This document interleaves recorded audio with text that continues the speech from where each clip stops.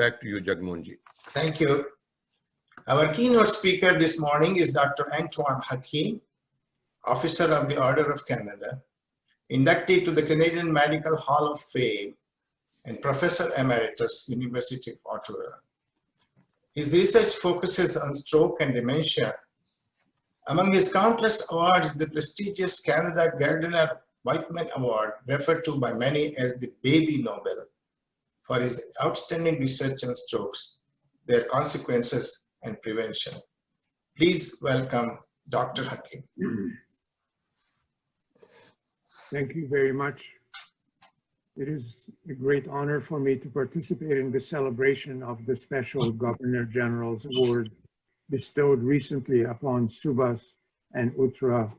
I'm going to have to learn to say their name correctly, Bhargava. I have known this wonderful couple for several years now, and contrary to what happens, time has brought us closer together rather than apart.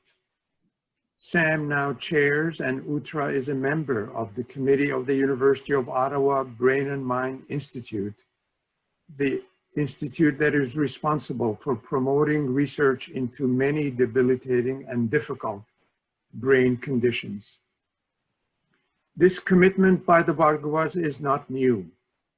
The award celebrates Sam and Uttra's long-standing generosity in support of efforts to prevent brain diseases when possible and alleviating suffering through research advances made possible by their contributions. Where does this generosity come from? It comes from immeasurable pain they have endured. They saw members of their family suffer from Parkinson's disease and dementia.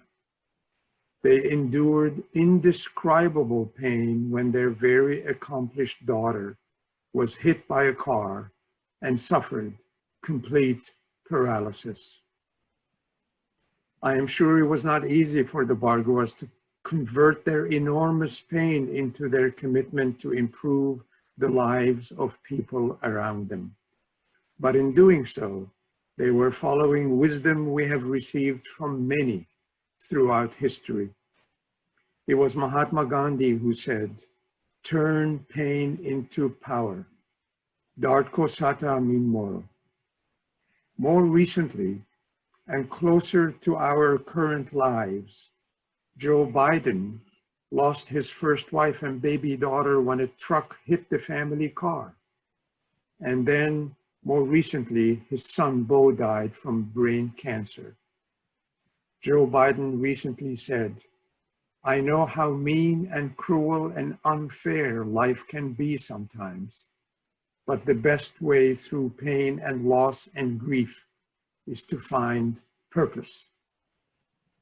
The Bhargavas are showing all of us how to convert horrible events that may be thrust upon us by life into positive action. They are proof that to reduce one's own pain, we must give. We must contribute to make others better. And for that, we will always be grateful to them. The program for today's celebration suggests that I may speak to you about the possibility of avoiding dementia.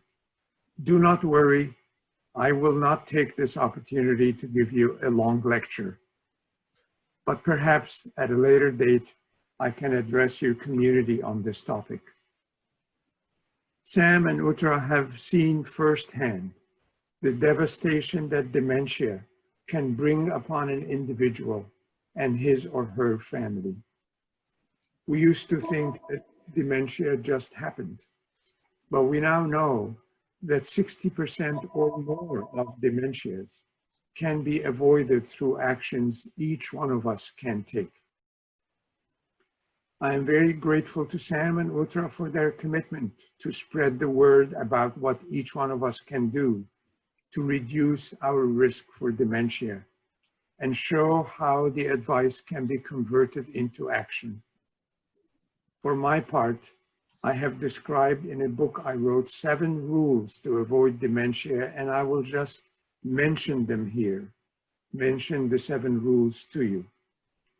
Rule number 1, Keep your brain actively learning and memorizing, no matter how old you are.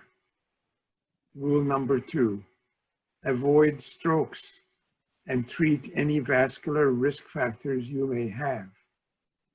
And if you don't know what they are, ask your doctor to tell you whether you have any vascular risk factors or not.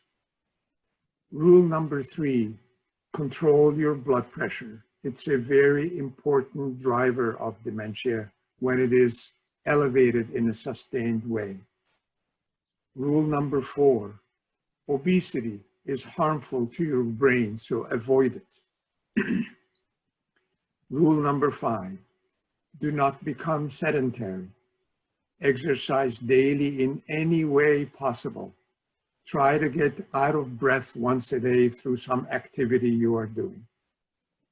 Rule number 6, sleep adequately. And rule number 7, avoid sadness and depression.